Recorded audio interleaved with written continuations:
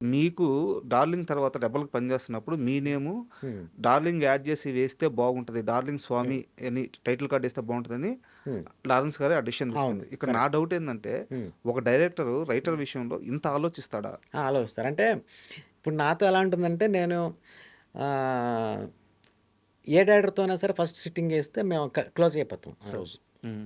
ఇంకా అక్కడి నుంచి నన్ను తీసుకెళ్తారు లొకేషన్‌కి. ఇప్పుడు లారెన్స్ గారు కూడా నన్ను ఫారిన్ బలవంతంగానే తీసుకెళ్లారు. బ్యాంకాక్ తీసుకెళ్లారు షూటింగ్‌కి. హ్మ్. నన్ను కూడా ఉండమంటారు. కన్నయ్య గారు కూడా ఎవరైనా సరే మారుతి అవ్వచ్చు ఎవరైనా సరే. సో, అంత ఫ్రెండ్లీగా ఉంటాం కాబట్టి వెంటనే ఆళ్ళు సరదాగా ఎంటర్‌టైన్‌మెంట్ లాగా వచ్చిమంటారు అందరూ. హ్మ్. సో, ఎళ్ళిపోతాం కాబట్టి ఆయనేంటంటే పర్టిక్యులర్‌గా నా మీద ఫోకస్ పెట్టి ఒక మనీ విషయంలో ప్రొటెక్షన్ ఇప్పించడం కానీ, హ్మ్. లేకపోతే సరదాగా ఎంజాయ్‌మెంట్ సరదా కబుర్లు చెప్పుకోవడానికి కానీ, ఇంక నన్ను అందరూ తీసుకెళ్తారు. హ్మ్. కాబట్టి ఆ క్లోజ్‌నెస్ వచ్చేస్తది మాకు.